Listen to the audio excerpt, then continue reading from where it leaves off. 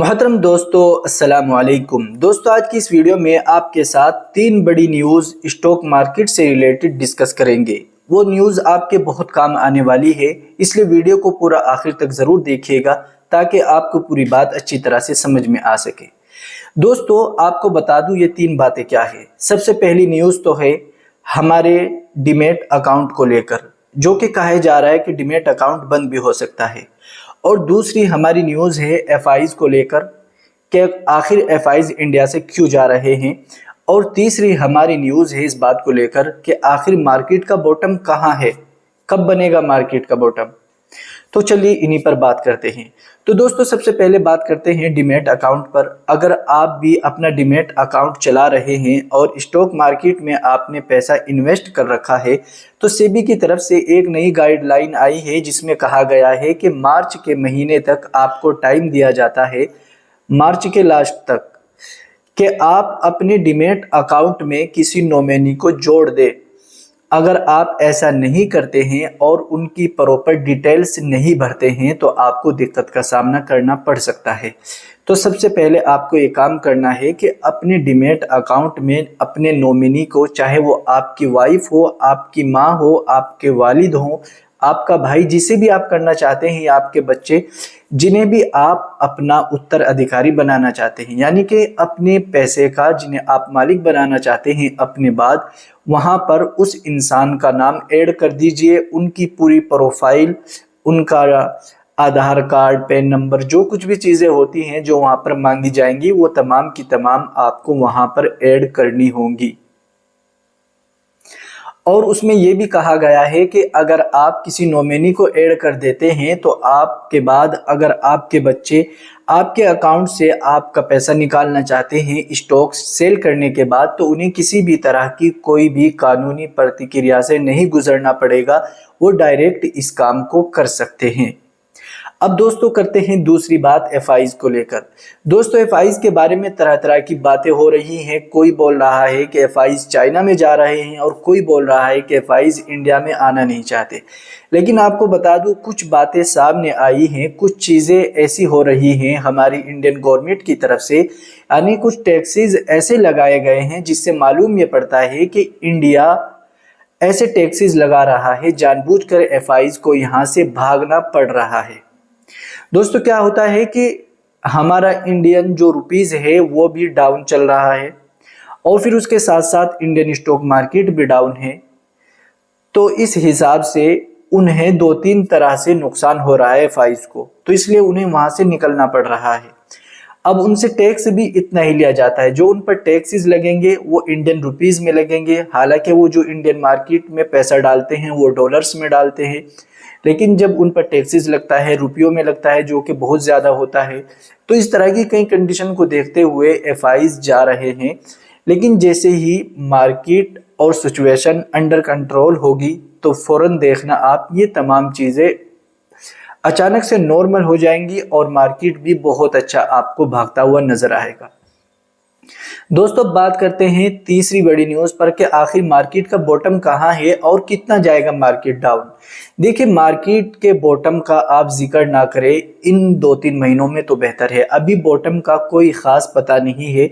Market में अभी नीचे की साइड में एक गैप है जिसे आप इम्पल्सिव गैप बोल सकते हैं या फायर वैल्यू गैप बोल सकते हैं, वो नीचे अभी बचा हुआ है। हो सकता है मार्केट उसको फिल ज़रूर करे। ऐसा हर बार करता है मार्केट के, जब भी कोई गैप बच जाता है तो उसको फिल करने जाता है। लेकिन अगर ऑर्डर ब्लॉक की बात करें तो यहाँ पर ऑर्डर ब्लॉक बन रहा है मार्केट का। हो सकता है कि वो 1-2 दिन में ही उसको फिल कर ले और यहाँ से कुछ रिकवरी देखने को मिले। ये भी हो सकता है, ऐसा नहीं है कि ऐसा नहीं हो सकता, लेकिन बॉटम का कोई अता पता नहीं है। ऑर्डर ब्लॉक तो करीब है, अगर उसको मार्केट रिस्पेक्ट दे दे और यहीं पर 25 EMA की जो लाइन है वो आप महीने के टाइम फ्रेम पर देखेंगे तो उसका भी सपोर्ट करीब ही है। हो सकता है मार्केट वहां से सपोर्ट ले ले। तो ये 2-3 सिनेरियो है, अगर इनमें मार्केट कुछ रिस्पेक्ट देता है इन चीज़ों को तो बहुत अच्छी बात है। तो क्या होगा, फिर मार्केट में दिक्कत बढ़ने से रुक जाएगी और स्टॉक सही चल पाएंगे। देखिए, जब तक स्टॉक सही नहीं चलेंगे, जब तक मार्केट अपने पेन को कम नहीं करती, अगर मार्केट के अंदर थोड़ी सी दिक्कत होती है तो स्टॉक में डबल दिक्कत हो जाती है। और आप भी मार्केट को अच्छे से सीखिए, समझिए, फायर वैल्यू गैप क्या होता है, ऑर्डर ब्लॉक क्या होता है, डिमांड सप्लाई जोन, ये तमाम चीज़ें हमने अपने ज्वाइन बटन में सिखा रखी हैं। पूरा ज्वाइन बटन न्यू अपडेट किया है और इंशाल्लाह अब आपको स्विंग ट्रेड करने का तरीका और हर दिन एक नई स्ट्रेटजी हम शेयर कर रहे हैं अपने ज्वाइन बटन पर, जिसका नाम होगा सब्बल कैंडल स्टिक पैटर्न, हमारा अपना बनाया हुआ, वो भी हम अपलोड करने वाले हैं। अगर आप देखना चाहते हैं तो हमारा ज्वाइन बटन यूज़ करिए, आपको फ़ायदा होगा इंशाल्लाह। देखिए, ये मार्केट ऐसा है जो इंसान तुक्केबाजी से काम करता है वो ज़्यादा फंसता है इसमें। अगर आप मार्केट को सीख जाते हो, समझ जाते हो, तो चांसेस ये होते हैं, आपको पता होता है कि मुझे यहाँ पर रुकना है और यहाँ पर निकलना है या यहाँ तक मुझे रहना है।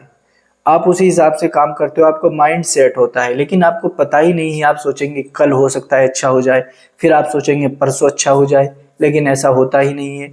तो दोस्तों, मार्केट को सीखने की कोशिश कीजिए, समझने की कोशिश कीजिए। अब मार्केट जो है कैंडल स्टिक पैटर्न को भी कई मर्तबा गलत साबित कर रहा है। जो नए ट्रेडर होते हैं वो 2-3 कैंडल्स का नाम जान लेते हैं, हैमर, डोजी, इंगल्फिंग, इस तरह के कैंडल्स के नाम उन्होंने याद कर लिए, उनकी पहचान कर लिया, वो चार्ट पर उन्हीं को ढूंढते हैं और जैसे ही वो कैंडल बनते हैं तो वो सोचते हैं अब यहाँ से स्टॉक ऊपर जाएगा, लेकिन होता उसका उल्टा है।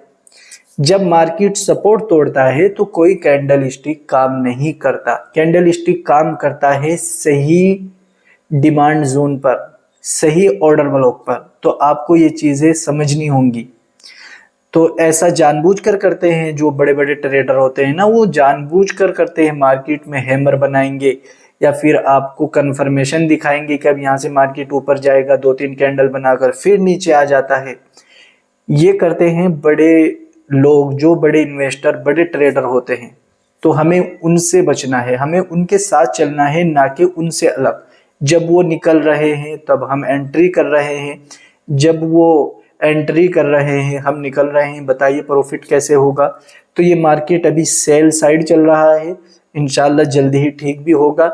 और अब एक और चीज़ इसमें ऐड कर दे, अगर आपके पास स्टॉक से हैं और आपका पोर्टफोलियो रेड है तो घबराने की ज़रूरत नहीं है, अगर आपका स्टॉक अच्छा है तो। हाँ, अगर आप कर सकते हैं, एक आध दिन के अंदर या 2 दिन में आप अपने स्टॉक को अवरेज करिए या फिर नीचे देखिए मार्केट कहाँ पर सपोर्ट लेता है, वहाँ पर जैसे ही सपोर्ट ले तब अवरेज करिए और उन स्टॉक को रखिए अगर अच्छे हैं स्टॉक। देखिए, हर चीज़ का एक सीज़न होता है, हर चीज़ का एक टाइम होता है, तो टेंशन लेने की ज़रूरत नहीं, घबराने की ज़रूरत नहीं। हाँ, ये बात ज़रूर है, नई ट्रेड कोई मत करो, कोई नया स्टॉक्स अभी मत खरीदो। अगर इन्वेस्ट करना है लंबे टाइम के लिए फिर कर सकते हो, कोई दिक्कत नहीं है। आपके स्टॉक 5-10% डाउन आ जाए, कोई टेंशन नहीं, फिर 10-20 दिन में सही हो जाएगा। लंबे टाइम के लिए इन्वेस्ट कर सकते हैं, लेकिन ट्रेडिंग नहीं कर सकते, या फिर आपके पास कोई प्रॉपर स्ट्रेटजी होनी चाहिए। मैं शेयर कर रहा हूं आज ही इंशाल्लाह ज्वाइन बटन में, उसी पर अभी वीडियो में एडिट कर रहा था। तो आज की वीडियो में इतना ही। इसी के साथ अगर आप व्हाट्सएप पर जुड़ना चाहते हैं, हमारे लिंक से अपना अकाउंट ओपन करिए। अपस्टॉक में आपको हमारे अपस्टॉक का लिंक आपको हमारे वीडियो के डिस्क्रिप्शन में मिल जाएगा और मोबाइल नंबर हमारा डिस्क्रिप्शन में है, वहीं पर आप हमें मैसेज कर सकते हैं। अस्सलाम वालेकुम।